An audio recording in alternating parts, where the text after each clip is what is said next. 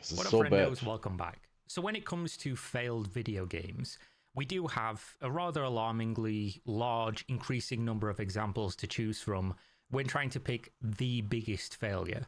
I could pick a game, you could pick a game, we could all do it, it'd be real easy, right? You know, Concord, Skull and Bones, Marvel's Avengers, Yeah. the list goes on and on. But instead of the single biggest video game failure, how about we do one better and we pick the biggest video game studio failure? I'm talking close to 15 years of operation, billions of dollars spent, and almost nothing to show for it. No, this is not about to be a video or joke about Star Citizen. Not yet, anyway. It all begins with Amazon, one of the largest and most influential companies on the planet. By 2011, Amazon was already so massive that to grow in any more meaningful way, they needed to simply start finding new markets to corner and to compete in. This isn't new. Amazon started back in the early 90s selling books, moving on then to music and video, and eventually almost everything else. But what Amazon didn't do a lot of was create things. So in 2011, of course not. Amazon decided to move into the app market to capitalize on the rapidly growing smartphone market as well, attempting to compete with Apple's very own storefront with what they called the Amazon App Store. The obvious next step to this was to start producing their own apps in order to push the store to users, and of course eventually their own smartphone device, which was called the Fire Phone. Oh god. So what you got on? That's such a stupid name. Of course it comes from Amazon. On deck? Skyfall, Lean In, then some Pinterest. You? Twitter, Minecraft, and then some Hunger Games. Boom. Oh, you guys are all set, huh? Oh, yeah. New Amazon Fire Phone. It comes with Amazon Prime. Tons of cool stuff for This is a literal cringe. This is so bad. no extra charge. Really? It comes with Amazon Prime. Yeah, there's so much to watch. I've been on this earth 9 years. I've never seen anything like it. The new Amazon Fire Phone with a This full is so year of dumb. Prime included, exclusively on AT&T. This is so, This, of course, so dumb. didn't go well, or we'd be talking about it today as some kind of huge new market. They hired hundreds of employees, wasted hundreds of millions of dollars. They tried to hammer their way into the saturated market that they didn't quite understand, and they failed. They failed really hard. The Fire Who could have guessed that if you try to get in the market that's saturated like 100%, that you will fail or likely fail? Of course. You go into a market that's not saturated, where you can be leading, like whatever. I hope you can't hear the rain. Phone wasn't well received, and without something to force their users away from the main app stores into theirs, it was simply never going to work. That's when the Amazon bigwigs had the fantastical idea that they could instead pivot into the video games industry. This is the type of decision that only a trillion-dollar company can make. They simply think that being the big fish in the big pond means that they can flop on over and make a splash into smaller markets because they have infinite money. They can just come in and dominate because they can just throw money at the problem. And realistically, if not for their arrogance and hubris, they probably could have done so. After all, what's stopping them? They could have just hired successful studio heads. They could have bought studios that were already making games that were making money. They could have had these experts running new studios. And now but what did they do? That's the interesting part. If that's the route they wanted to go, simply leveraging their money into success. But you have to understand, the same genius that leads to a business the size of Amazon existing is the same arrogance that leads them to say, no, we'll do it our way because we know best. We're Amazon and we're just going to be able to do things. This is the same mentality that have led many other large companies to fail monumentally in their pivots to different industries. Stadia. And this is especially unlikely to work out in a creative medium such as gaming.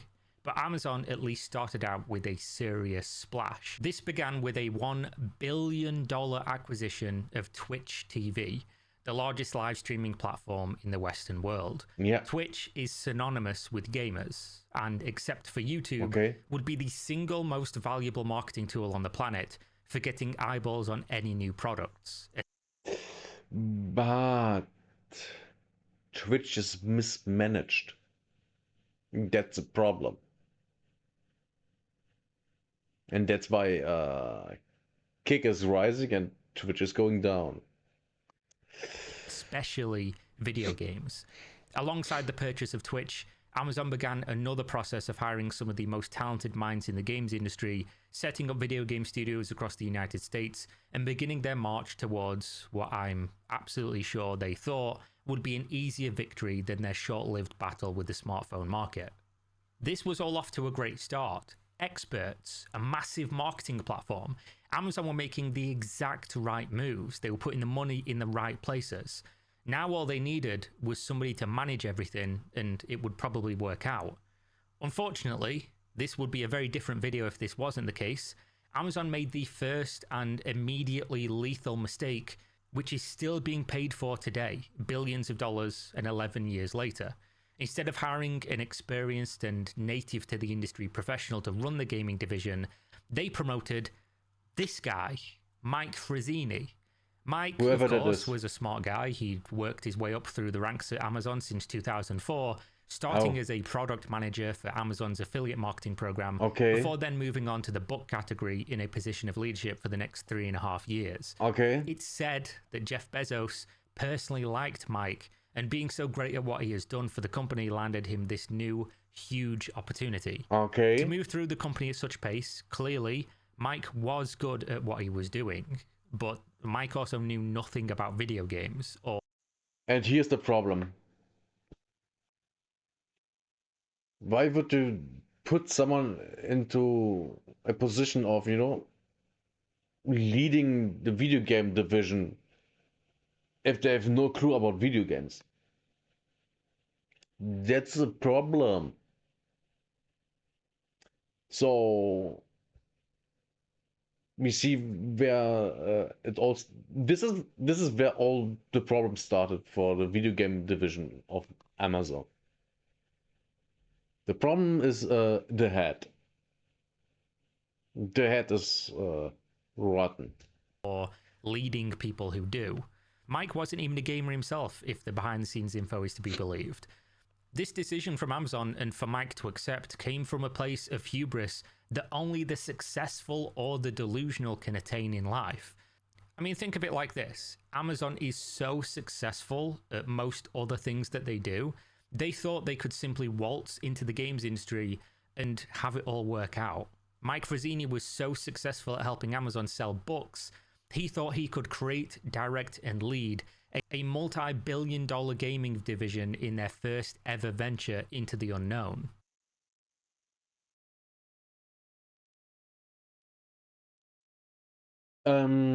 Stupid people doing stupid things. And yes, it's hubris. He's completely right. They were arrogant. They thought they knew better. And they failed. Completely. This, of course, went about as well as you would expect. Instead of listening to the experts that they'd spent painstaking time and large sums of money to hire, the experts in both creative and technical aspects of video game creation, or leading studios, they instead, according to a report by Bloomberg, decided that they simply know better. To give you some specific examples, we're now in 2014 in this timeline, and Amazon made some mobile type games of absolutely zero consequence, and they're basically now deciding where they're going to go, what are going to be their real games, and what they call their core games. Mike is giving interviews about how great working at Amazon Game Studios will be, because it's going to be created by small teams of 5 to 30 people with 12 to 18 months of a development timeline. So it's going to be a small area, well-funded, it's going to be tight-knit, it's going to be managed well, and of course this sounds great. But by 2016... Yeah, let's go back. Come on. Shit, it's... Let's read this. Frazzini said Amazon Game Studios' vision is to have teams of 5 to 30 people who might work for a year to 18 months on a game. That's not a lot of time. Such games should focus on creativity, okay, craftsmanship, fine, and be unique. And that's a problem. You can't create something unique in that amount of time. And of course, over and over again. Because how unique are mass products? They aren't. And these games are mass products. So that's the problem. Producing mass products that are supposed to be unique every time. That is impossible. You can't. That's just it. It's going to be managed well. And of course, this sounds great. But by 2016, there were no core games released at all, not a single one. Instead, I'm not surprised. They used their ownership of Twitch to announce 3 titles that had made it through the gauntlet of cancellations that never saw the light of day. These 3 titles were as follows. Breakaway, a team-based brawler which pitted 2 teams of 4 against each other, trying to score a ball in the opponent's goal. Crucible, which was a 12-player hero or class-based... The first game looked, yeah, whatever. This looks actually interesting, at least graphically. This might have been This could have been an interesting game. Let's say that. Shooter Battle Royale, and of course the crowning jewel of the lineup, New World, a massive multiplayer... Oh, the dead game. Because I think it's dead, right? It is. Player online role-playing game with a colonial America theme, a sandbox PvP environment where players were to build up settlements, battle each other for territory, craft items, fight monsters, and forge their destiny. The hype at the time wasn't really real, at least not for Crucible and Breakaway. I don't remember seeing or hearing anybody talk about those outside of mainstream game journalists. But New World... I have never heard of them at all. At all. Never. Was a hot topic, at least in my corner of the world. I basically never heard of it until it almost released. And I only heard of it because of Asmongold. So that's bad. MMO world. To give you some context, if you're not an MMO gamer, the genre just has been an incredibly shitty, stale situation for many years, probably decades at this point. Very few new companies or new ideas enter the space, largely due to the scale of the games being so vast that the upfront risk of creating one is prohibitive, and companies simply have no reason to take such a huge risk. I mean, if I walked into a boardroom and explained the MMORPG industry to somebody, the required complexity, the money to make such a functional game, and then outline the upside of making one, I'd probably be laughed out of the room. The biggest and most profitable MMOs have been out for decades now. The genre sees very little growth, and... Yes, no investor would want to make an MMO. Like at all. It's way too expensive. It's way too big of a... it's way too big. There's so much going into an MMO. You can make... I don't know. You can make several other games that are more profitable and than with what you can do with one MMO. That's... yeah. Why would they want an MMO? They wouldn't. They would just make smaller games that are bringing more money in. That's also a thing. Well, at least in the short term. There's much more profit for much less risk to be made from other genres of games, especially things like mobile games. For Amazon, a new company with big names and a seemingly infinite well of money, to enter the space after so many years of only seeing indie MMOs or Kickstarter scams or, you know, Korean cash shop simulators, people were incredibly excited for the possibilities of an MMO genre revival. After all, if Amazon came in and did it well, maybe other companies would follow suit. It didn't have to be the best game ever, it just needed to be good enough. Unfortunately, things didn't work out the way we wanted. Remember when I said Frazzini had been in the media stating Amazon Game Studios wasn't like your ex-girlfriend? Part of that concept was already proven to be at best marketing and at worst lies. The 5 to 30 people team with 12 to 8 months development never materialized, except for maybe on games we never heard about, because they never released. There were multiple titles that were cancelled early on, and a handful that went on for years without ever leaking to the public. As part of that same press tour, Frazzini famously also... These are all the games they worked on? Oh god. What have I heard of? Nope, nope, nope. New World, yes. Lost Ark. Oh, they made Lost Ark? Blue Protocol, I have heard of that, yeah. Throne and Liberty, yes. King of Meat, nope. Untitled Tomb Raider project, oh god. Wait, what?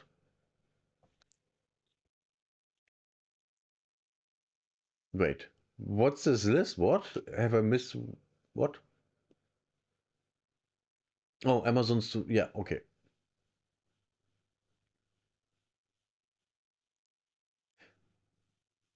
Amazon Studios, Living Classics, never heard of it. Amazon Games, F-Zero, The Unmaking, never heard of these. Amazon Studios, Till Morning Light, of course, never heard of that. Dragon Lair, never heard of it.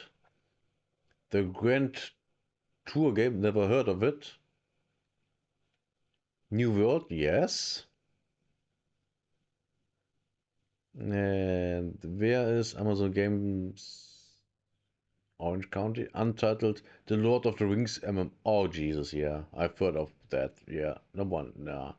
Untitled online story-driven role-playing game. Oh god. Okay, yeah.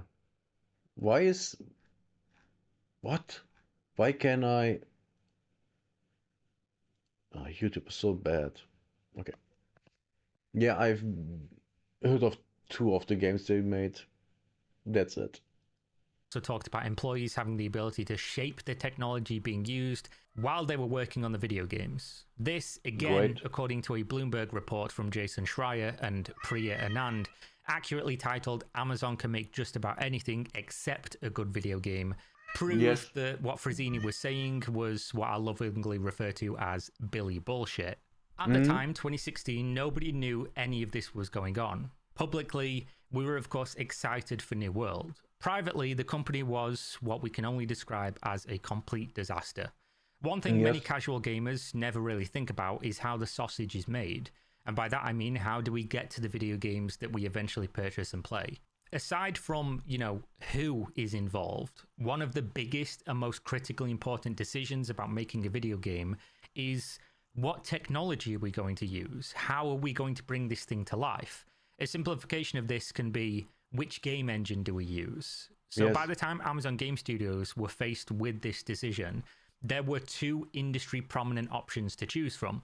Unity on one hand, or of Yeah. course Unreal Engine. The less popular third option would have been to create their own engine from scratch, Yes. which of course would have been way too slow to get games out in any reasonable window, Mm-hmm. especially the window that they were giving publicly. Yes. Amazon, under the guidance of Mike Frazzini, someone who, I'll remind you, knew absolutely nothing about the games Here it industry comes. or creating video games, decided to go with an option that nobody expected. They licensed not Unity, not Unreal Engine, but instead CryEngine. They created a fork Oh. that they called Lumberyard and set up a team specific. To be fair, the CryEngine is a good engine. But how many developers have ever worked with it? Almost no one. Almost no one worked with it. And that's a problem.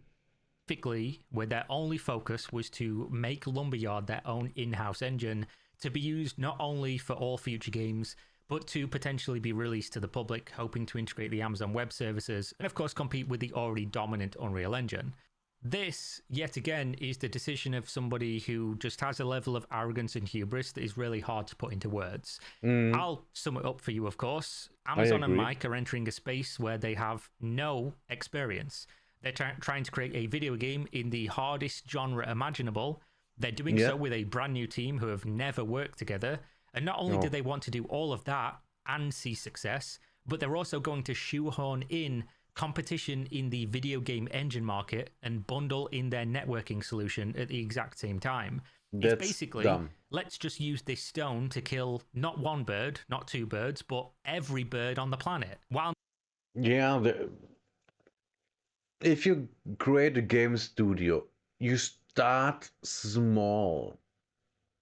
That's literally what every game studio ever did that went to be successful. They start out with small games, you know, and then they grow. The games get better, just simply better. They don't have to be bigger, like more hours to play, but they getting better. They have well, back in the day, they would create, you know, bigger levels, more complicated levels. They have puzzles, something like that. Or in the case of Blizzard, I mean, World of Warcraft was World of Warcraft in core still is um, the Warcraft 3 engine for an RTS game that was specifically created for the RTS game. Now the engine is very, very old and got changed a lot, and it's not great. And they immediately want to, yeah, let's do this. Let's go big. Of course they fail. Of course. I mean, if you have a team that never worked together and then you have them create something massive, that's hard. That's really, really hard. And if they had created small games first, they would have learned to, you know, who's good at this, who's good at that, you know, working together to be even better. But this way, of course, they fail because they are overwhelmed by the size of the project. It's very simple. I think, at least I think it's simple. Not knowing how to throw the fucking stone. Why did they do all this? Well, aside from, of course, the arrogance, it was so that they didn't have to pay fees to the other engine creators, and so that they could then use their own games as advertisement to sell the engine as a competitor, triple dipping on the success. But that's the problem, isn't it? They had no success. They were walking into a casino, sitting at the poker table with the best players on the planet, throwing down a few $1 billion onto the table on the first hand without even knowing the rules of the fucking game. They just had, I guess, that level of confidence. For this to work out, every step of the process needed to be a success. And Mike was told this numerous times from the experts Amazon painstakingly hired from within the games industry. Lumberyard was not fit for purpose of building the games Frazzini had tasked the studios to make. While one team worked entirely on making the engine ready for the future of the studio, others were forced to simply shape what they had to their needs right away. Breakaway, Crucible, New World developers were all banging their head against this wall. A quote from Jason's reporting sums this up pretty nicely. He says, "The common refrain around the office, quote, Lumberyard is killing this company. Still, most people had no idea anything was wrong." Jesus. Let's read this entirely. Lumberyard became a boogeyman around the office. Some features required esoteric commands to function. Oh god. Here we go. And the system was painfully slow. Developers played Halo or watched Amazon Prime Video while waiting for Lumberyard to process art or compile code. Several former employees say, "Oh god, this is horrible." A common refrain around the office, according to a former employee, "Lumberyard is killing this company." Yes. If the engine is so slow to do anything, how they should have first, created the engine and then started building games.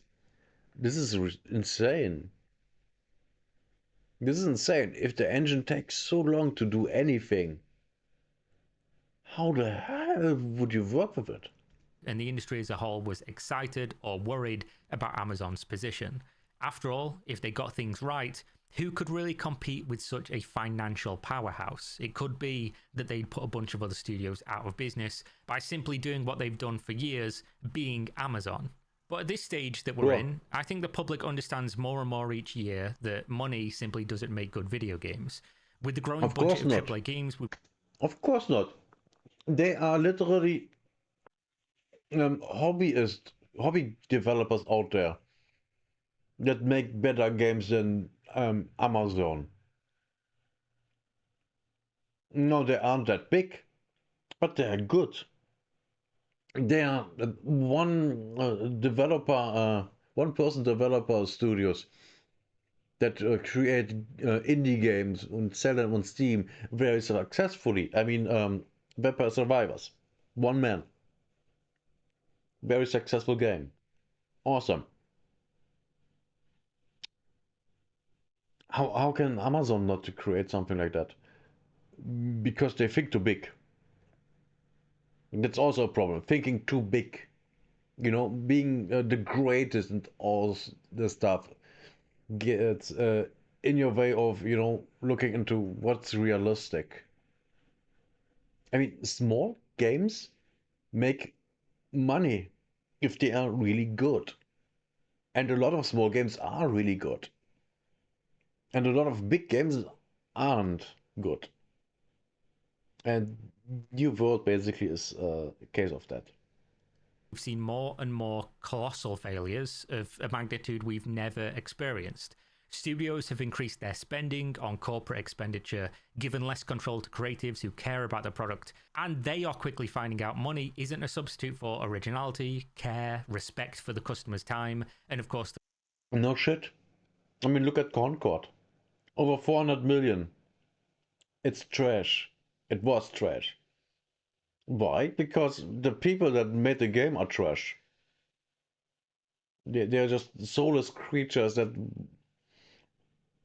were arrogant and, you know, wanted to create something that's big and wows people, but it was ugly, an ugly mess. Which, by the way, if you look at it, the most beautiful things are created by people with beautiful souls. And guess what? All these ugly games with these ugly pictures are all created by people with ugly souls. Have you ever noticed that? I did. It's hilarious. It's funny. The customer's money.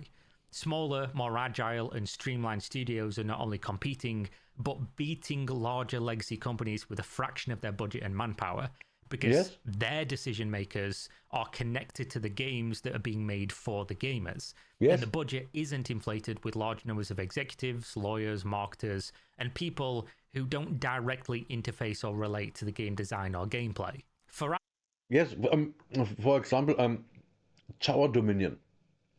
It's a tower defense game that I got addicted to. Came out in May. And at least once per month so far, there's a big update coming out that changes balancing things and basically only adding some things, yes, but mostly balancing. Oh, it's not even mostly. It's actually adding new stuff a lot of time. And you feel that the developer cares, because also the game is that good. It's literally addicting to me, and it's really bad. It's hurting my neck so much because I'm sitting there being completely immersed and like, oh my god, this is awesome. Okay, this worked. Excellent. And you know, that's the difference between, you know, something where people are passionate behind it to create something awesome, and then these big things where it's nothing else than just a job that pays the bills. You know the difference. If you ever had the job, you know the difference between I just do this for money, or there are things, you know, I'm passionate about. Amazon, they first discovered this concept in 2020 with the release of Crucible. Now, by this time, Breakaway had already been cancelled, which of course was one of their 3 games that was going to be the core experiences of Amazon Game Studios. The proof in the pudding, so to speak. No one inside the company had any faith in the game's future, so it was put to bed. But Crucible, right? Crucible was the one the higher-ups deemed to be ready for the public. This was, bear in mind, a decade in the making. This was billions What? A decade in the making. Oh god, no. How bad did it fail? of dollars. This was Amazon saying, get ready for us. You know, this is Amazon Game Studios. And it went about as well as you can expect.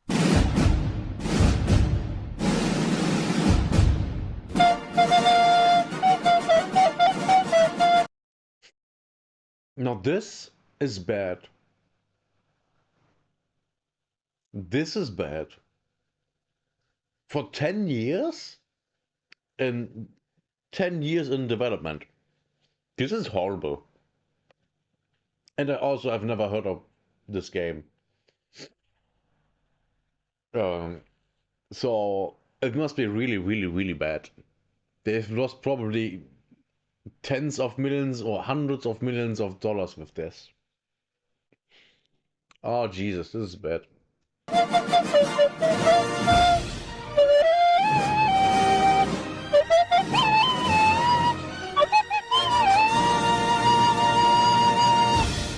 So the game, as history will show, is hard to describe as anything but pathetic. Just in context, this is Amazon, a multi-trillion-dollar company, one of the largest on the planet, hiring some of the most prestigious talent in the industry. They spent over 5 years on this game. This was the first introduction to the public, their coming out party, so to speak. They leveraged their cash, the billion-dollar Twitch acquisition, to push this game under people's noses. And the reaction by everybody who wasn't handed stacks of cash to pay it was to withdraw like it was a plate of human shit. I mean, if you look at the numbers, this game released with a peak of 25,000 players on Steam, despite many of the largest streamers on the planet being paid to play it. And within 7 days, it was down to 3,773 concurrents. That's... Now, if it would be an indie single-player game, that would be fine.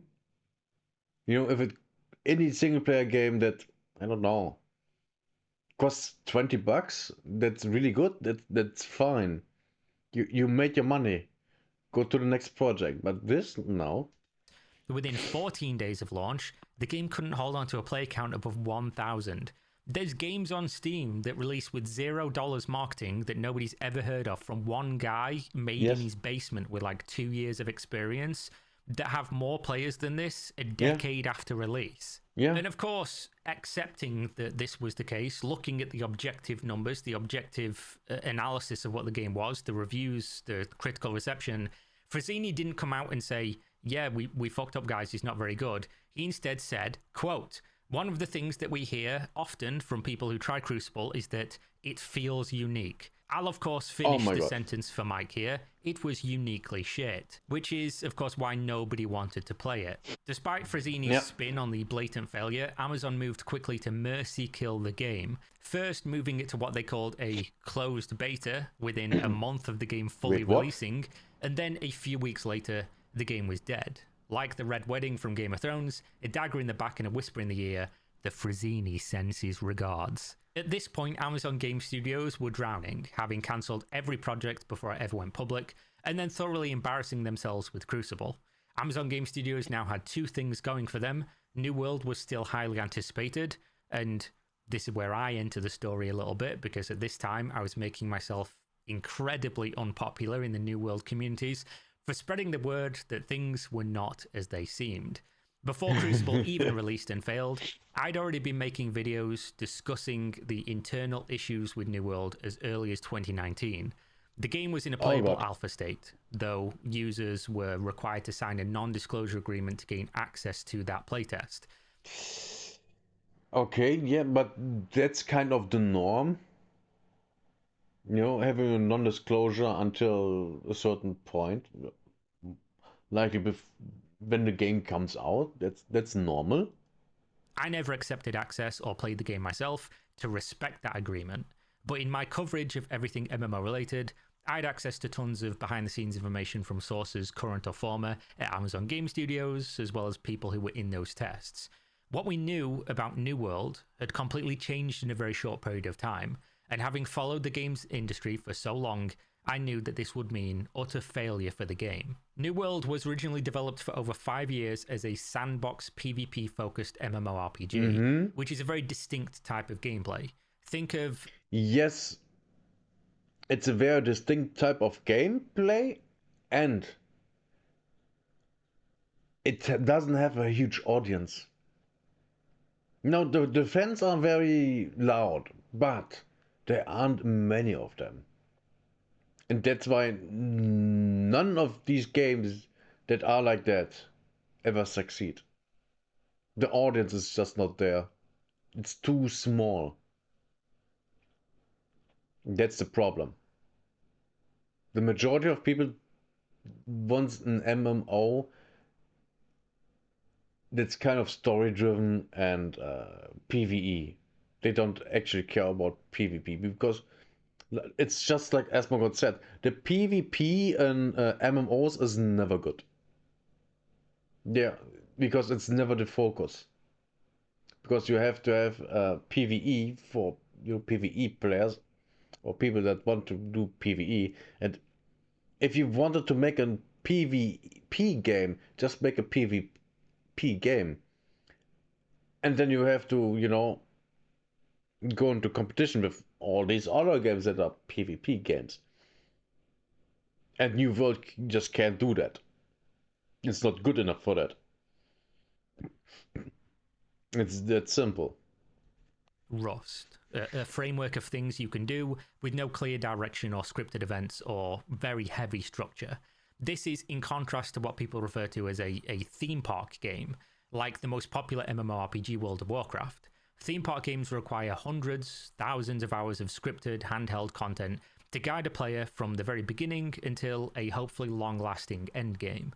The content in a sandbox game is usually the player base, the interactions between the warring clans and players. A theme park, in contrast, is usually heavily focused on leveling, story, dungeons, and a sort of clear, guided path to where the developers want you to go. There is very little content crossover between a sandbox game and a theme park game. So when 5 years of development later, I was told the original development team, the original leader of the company had been fired, and the game had now pivoted away from a sandbox PvP concept into a theme park direction, I knew things were going to be bad.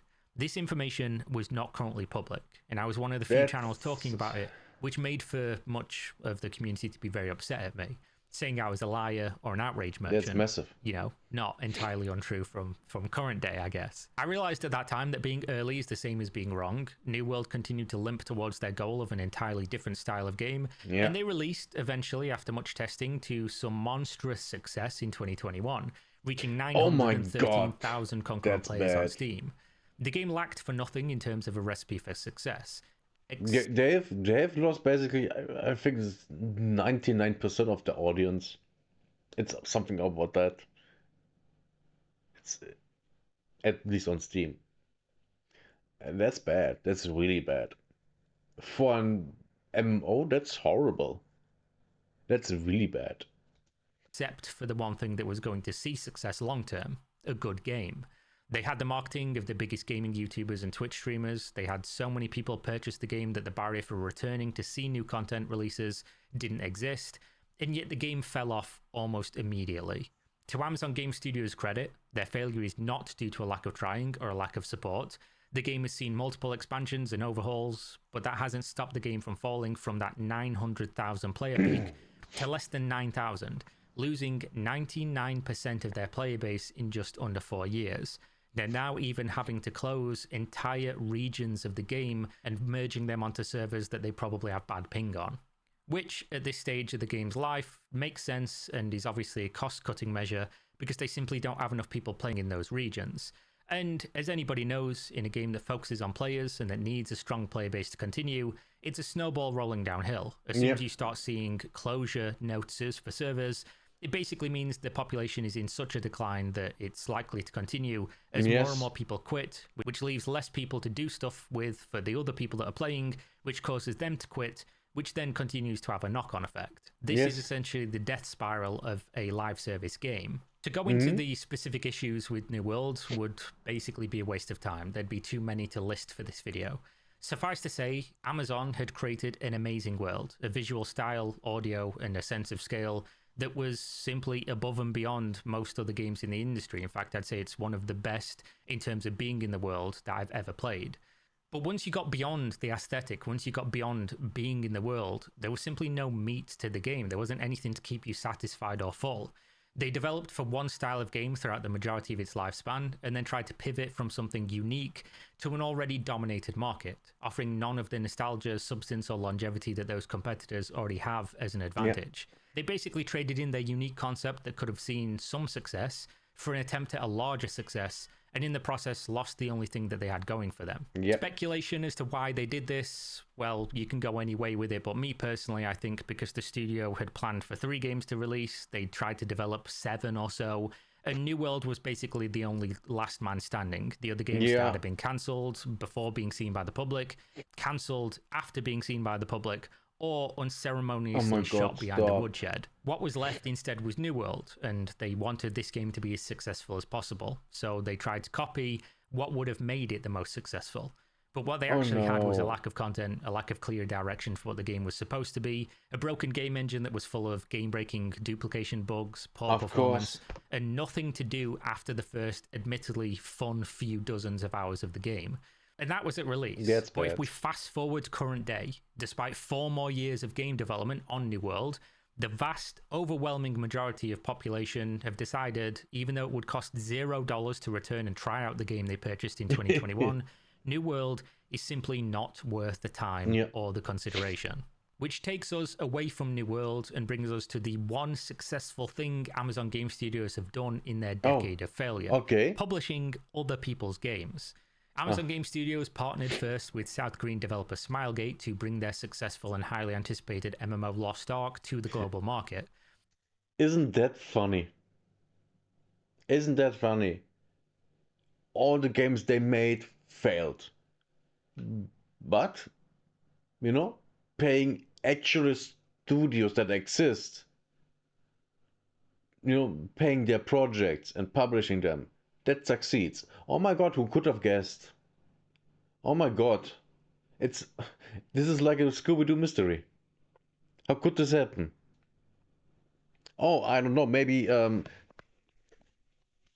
giving money to people that know what they are doing is a smart thing.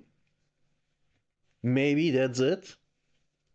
To be clear, Amazon in this circumstance as a third-party publisher acts as a localizer for language, a marketer, and service provider. They do not have almost any impact on the actual game's development. Good. The game saw initial success in the West, even more so than their own game of New World, but has since fallen off almost as hard.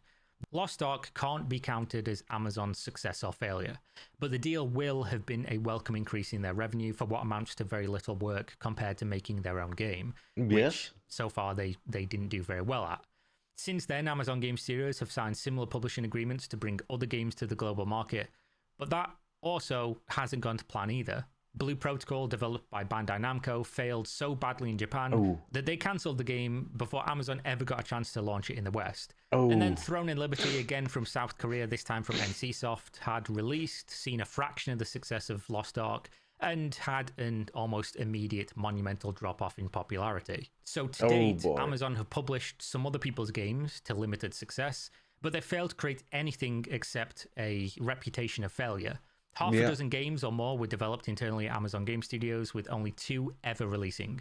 One for less than 3 months, and another that they've tried their hardest to support, but can be seen as nothing but a colossal failure in the context of the money and expectations everybody had for New World. This wasn't some small indie game coming out. This was Amazon with an MMO, and it's obviously fallen way short of where people expected it to be. But we have time skipped a little bit here, because there's 2 other things we need to talk about when it comes to Amazon Game Studios output. First is their second MMO they were going to co-create with Leyou Technologies, based on the Lord of the Rings intellectual property. I can't see that going anywhere. I can't. Absolutely not. Especially not after the Rings of Power. Oh my god. What a crappy show.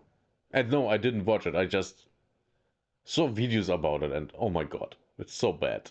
It's hilarious. This was announced prior to people discovering the ultimate disappointment of New World, and people were massively excited at the prospect. Unfortunately, this deal fell through after Layer was purchased by Tencent, which was never expanded on publicly, except that Amazon and Tencent failed to secure terms for the title. Despite this, in 2023, Amazon Games announced yet again they would be working on a Lord of the Rings MMO, this time without Tencent or Leyou, and developed internally by Amazon Orange County Studio. Oh yeah, that's It's gonna the same fail. game studio who created New World. Oh god, That, yeah. as a No. sentence, doesn't really inspire me with confidence. But then again, Same, like not at all. Unless they really learned a lesson. But the thing is not, I don't think the problem is the developers. I think the problem is the head. That's where the problem is. And of course the engine. Of course the engine. The engine isn't good. I mean, the games look good, but that's not hard anymore. It's not hard.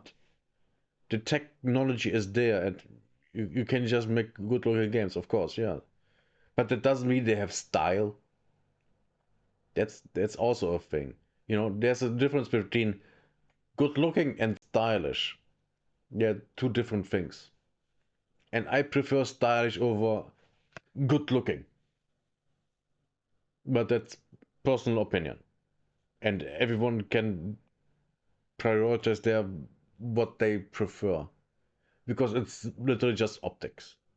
nothing Amazon Game Studios has done today should inspire anybody with confidence. If the studio mismanaged one MMO, New World, so badly, why would another MMO be any different? And to be fair, I will give you the devil's advocate. As of 2022, Mike Frazzini has stepped down from Amazon Game Studios. The New World team have now got a game under their belt, and despite losing many staff to layoffs, have more experience in delivering a game than they had with the previous attempt. That being said, Frazzini, while being to blame for some of the company's failures, maybe most, who knows, is not the sole issue. Amazon Game Studios is still using their Fork of Cry engine, now with many changes and what they're calling the Azoth engine, instead of Lumberyard. It's possible that the additional years of work have made it more fit for purpose, and that the Lord of the Rings MMO could be the studio's redemption story. But after 4,000 words of the script being a description of abject failure, mainly due to the arrogance to walk into an industry and assume success without experience or the good sense to listen, I'm not personally going to hold out hope. I'm not going to hold my breath that AGS is going to pull out of what is a sustained nosedive. I didn't even mention the fact that Amazon hired an incredibly tenured man in the MMO space and the games industry by the name of John Smedley in 2017, who was rumored to have been working on another MMO, a shooter game. Not a single word was ever mentioned about this game publicly. He was there for 6 years and has since left. And how's everything I hear about Amazon's game division getting worse? Like every little bit of information is like getting worse. There has never been anything positive, I've heard. At least not in the video. I mean, and I also can't remember anything positive hearing in any media so far. So it's bad. This is really bad. It's kind of like modern Blizzard. Like, when was the last time you heard something positive about Blizzard? Never. Nothing has came to light about what was going on with him at the studio. So to round out the video, there have been studios that have closed their doors after a singular poor launch of a game when they'd overextended their finances into said game and that failed. There have been studios who have spent way too much money on a game that flopped faster and harder than anything Amazon Game Studios have ever made. Looking at you, Concord, of course. But when you consider the context of who they are, how much they've spent, how long they've been at it, the talent that they've acquired, the marketing reach that they have, the amount of sustained failure for such a long period of time without a single shred of success, There is no doubt in my mind that Amazon Game Studios is the biggest failure in the video games industry. And this is the biggest failure. I mean, billions of dollars put into it and basically never made any profit. Yes, I think it is. I think he's right. I mean, there has been really bad studios, like really bad studios making horrible games. Like, I know of them. But that they weren't billion-dollar studios. So this is literally the worst. Yes. Oh my god, this is horrible. didn't say that the people there are to blame, because Amazon Game Studios, for better or for worse, if you look at New World, it had love in the game. It had amazing art, it had a great direction, it had great sound design. There are clearly talented people who work at these studios who care. But ultimately, when you put it all together, I'm sure somebody can make a case for another studio being worse. But for me, Amazon Game Studios really takes the cake. Most of the other studios that have closed did so with success in the past. Maybe they released multiple successful games, maybe they had one successful game, maybe they had 10 years, maybe they had Ubisoft, you know, decades of success, and then 5 years of failure after failure with only Assassin's Creed and Rainbow Six Siege keeping them from going completely bankrupt. Those are bad studios or bad publishers that had success at some point. Amazon Game Studios, on the other hand, have never had anything. So at that point, all I can really say is, you know, double thumbs up for them for sticking it out, for continuing to pour money into what hasn't worked out so far. Because I would have thought they'd have pulled the plug on the venture a long time ago, just like they did after spending, you know, hundreds of millions of dollars, maybe billions of dollars on the App Store and, of course, the Fire Phone and things like that. I'm personally glad we'll get to see the Lord of the Rings MMO, at least, you know, fingers crossed, hopefully, before any more bad stuff happens to the studio. And I'm sure there are handfuls of other unannounced products out there that we're waiting for, and maybe they'll be better. This isn't the end of their story, of course, and it's entirely possible that they release nothing but 10 out of 10 games from... That would be actually funny. If they release games, like, imagine them releasing a game that wasn't even announced yet, because they only have one, the Lord of the Rings MMO. They release one and it's actually good. Like, really good. And it's single player game. Imagine them releasing a successful, good single player game. That would be awesome. That would be awesome. Well, but I can't see that because it wouldn't. Something like that. It doesn't make enough money. Of course, it doesn't make enough money if you don't make it. I mean, what at this point would even be, you know, make enough money? They're literally just losing money all the time. So making some money would be a beginning at this point, right? But from right now. And this video serves only as evidence that they changed their ways and that everything worked out in the end, like some kind of Disney story. But at least for now, they remain in my eyes, and maybe in yours as well after this video, the highest funded failure in the video games industry. That's it. Check the links in the video description for additional content, and if you want to support my content, check GameSubs if you want to go buy something to support me and the channel. Great products over there. Use my code for a discount. And as always, I'll see you next time. Stay safe. Peace. Peace. Good video. Like, I would say always. I can't remember a video of him that wasn't good. So yeah. And that's it for me for today also.